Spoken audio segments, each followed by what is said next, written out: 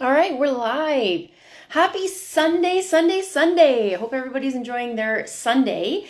Um, what are we talking about today? We are talking about online presence. I'm super excited about this one because this is a really important one, especially as of recently in our COVID years. Hello, welcome. Welcome to the live. How do you say it? Campership.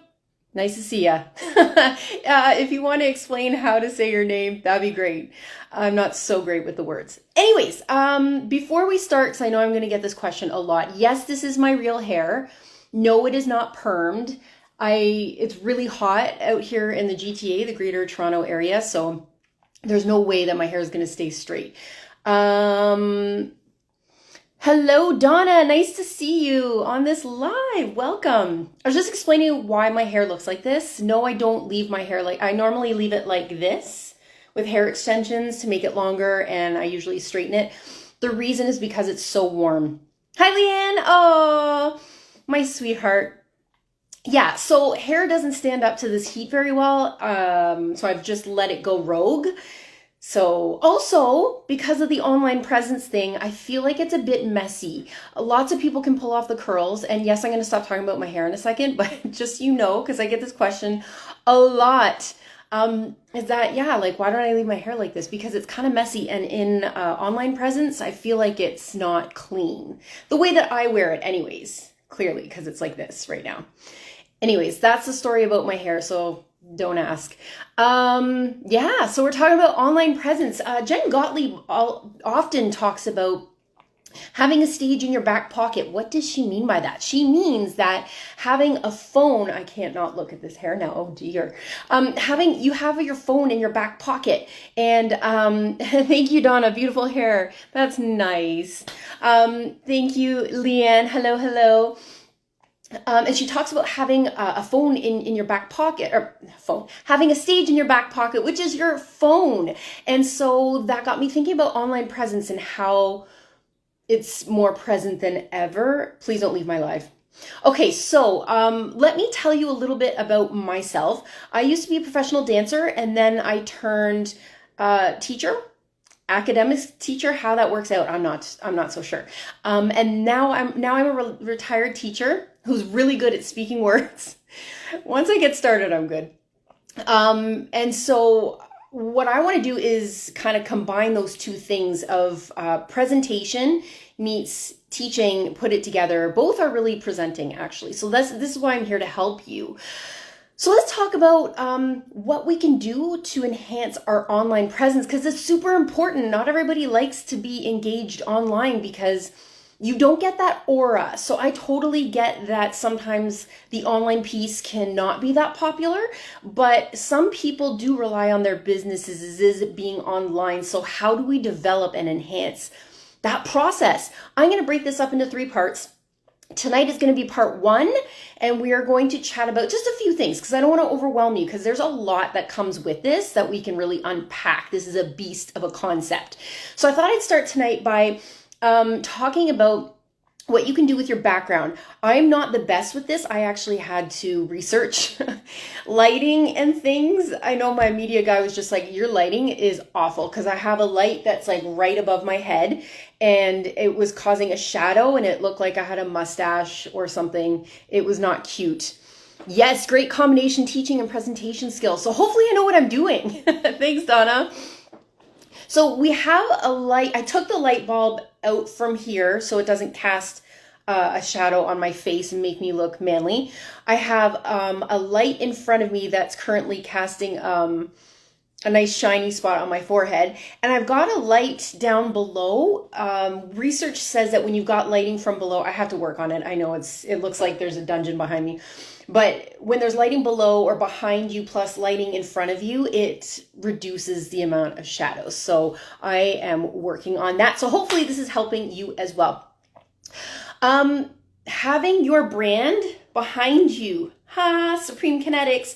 And this really can help identify your brand and reinforce your brand as you're speaking. So people are looking around behind you and they can see what's there. I've got a lot of pictures of myself dancing, hanging out on a chair apparently, posing in dance, TED Talk stage, it's really important, on a real stage, Hamilton Place, I don't think it's called that anymore, and my logo. So oftentimes I won't do this so you can see, but I do move around so you can see what's going on behind me. So that's really important too. Hey Jared, thanks for joining the live. Yes, absolutely, Donna. I'm so glad that this is helpful for you because these are the things that I've learned as well. So I want to kind of pass the torch on to you to make your life successful as well. Yes, lighting is very important. Nobody wants to have a mustache when they don't have a mustache. It's not a good look. So yeah, so we talk about lighting. Haley Taylor, what's going on? We're talking about lighting mustaches. You don't want to have the shadows where it's, okay, I'm moving past that. So having lighting behind you and in front of you is important. Having stuff behind you that's your brand, super important too, so people can like reinforce what it is that you do and who you are. Some people do put their certificates behind them. You can do that too. I do have certificates. I'm not a delinquent. I prefer visuals. I'm very much a visual kinesthetic person, so I like visuals anyways. What else do I need to tell you? Ooh, another idea, which was really cool. If you are a world-renowned speaker, a keynote speaker, an idea that you might want to have is having like a map behind you and putting pins everywhere that you've spoken in the world. So what's really cool about that is people can see how global you are. And it's like, ooh, this person's been all over the place. They must be important. They must have something to say. People want to hear them all over the world. You do love a nice backdrop. I'm so happy, Leanne. It's important. They also say too, when I was looking at the research, just to compare my own thoughts and feelings with that, with what the research says, and they were saying like have a plain wall. I don't want to show you around my bedroom, but like my wall originally was blue, bright blue, with like borders behind it, and it was like butterflies and grass because this is my childhood bedroom. So I took down my wall, I painted it just a plain color, and then so that way everything else can stand out. So I tried to kind of use that tool as well.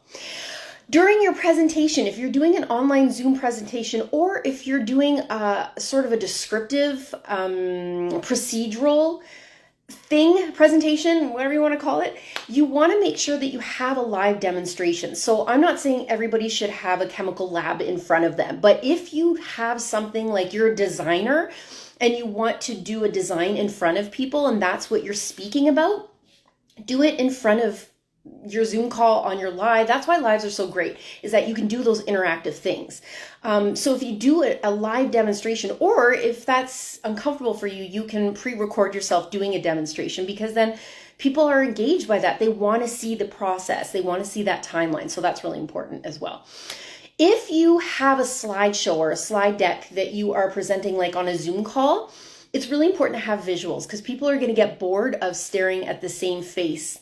That's why I try not to keep my lives too long. I try to cut them down because you don't want to stare at this forever. So having something different to look at each time are going to keep people's interest. So that's really important too. I'm looking at my notes. Notice that I've got my notes right there. I don't have it in front of my face. So again, people are just like, what? So I kind of like glance over a little bit. Having interactive Q&A. That's also really important. And I'm going to be wrapping this up pretty soon because I know that I've been talking for a while. That's a lot of information to get. That's why I said I'm going to put this into 3 parts. But having an interactive Q&A is super important. That's why I like lives, because I get to chat with you as we're doing this. Sometimes there aren't anybody on the lives and it's just me talking, and it's like, well, this is pretty much my life. But it's really nice when you can interact with other people like I've been doing tonight. This has been fun. What else do I need to tell you? Oh, and if you're on a Zoom call and you're doing Q&As, make sure you keep an eye on the chat, or if you want to say, keep your questions until the very end and then we can chat about it, that's totally up to you. That's your call. But it's nice to have questions during, because sometimes people forget. After the presentation, I really want you to record yourself all the time. Even if you don't go live, even before a presentation or even after, I would record yourself and watch it. I watch my lives and they are cringy for the most part, because I either say so a lot, or I repeat words, or I repeat gestures and it's a lot, or I go on a tangent and I come back and it's like, ooh, when you rewatch it, you're like, not so great. So it makes you better because you're revising it and you're reviewing and you're kind of, what am I trying to say? See, words not coming. But you're watching it and you're saying, you're making notes. This is what I could be doing better. Hello, Eric. Nice to see you on the live. Welcome. We're just trying to search for words right now. I don't know what's happening, but anyways, watch yourself, record yourself, constantly make notes and see how you can, revise it and get better. And the things that if you're feeling that they're cringy, probably not everybody is feeling the same way because you're going to be most critical of yourself, but it's really important to, continue doing that because you might look at something and say, where did I pick that up? Like, I'm pretty sure I said, Roxy Talks says this all the time, no judgies. And in my live last week, I think I said no judgies. And I was like, where did that come? Because I'm with her all the time online and I pick it up and it's like, okay, well now I know. So just to call her out on that one. What else do I want to say? I want to say one more thing.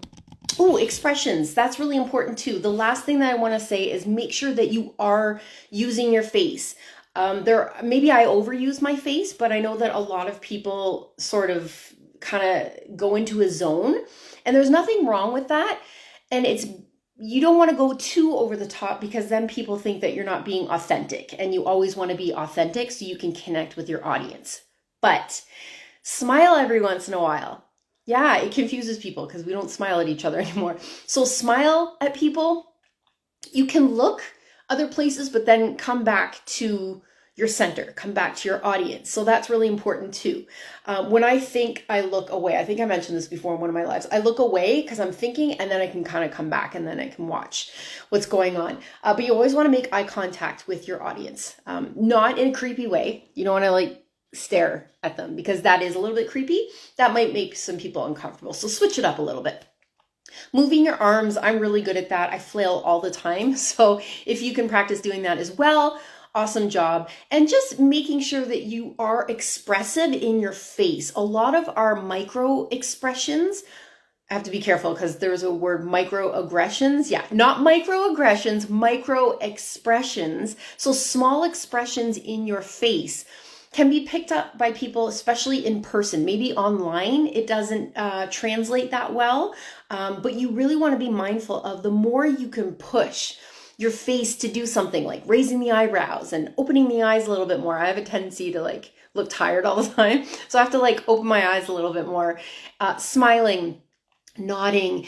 Having those expressions is really important for your audience too, because they want to connect with you and they want to see the real you. And unfortunately, this is the real me. It's a lot. People don't think it's real. It is real. I'm like this probably 23/7. There's probably an hour that I'm just like, nope, not right now. But that is me. So be authentic, be yourself. Don't push yourself to be something that you're not, but definitely do be somewhat delightful on camera because nobody wants to see Charlie Brown's teacher in front of them on a live. All right. I hope this helped. I think I'm done. I will see you tomorrow. I either might go live, I might do a pre-recorded video, or I might do just an Instagram Square post carousel talking about part 2 of online presence, because this is a big one. And then on Tuesday, I will also post and or go live and or present a video. All right. Thank you so much for joining. And if you watch the replay, thank you so much. And if you have any questions, any feedback, let me know. I'm always here. And I look forward to hearing from you. And if you want to drop something in the comments, something that you do really well, share that with us, or something that you need help with, share that with us too. And so that way we can all learn from each other. All right. Have a great rest of the weekend. Thanks so much for joining.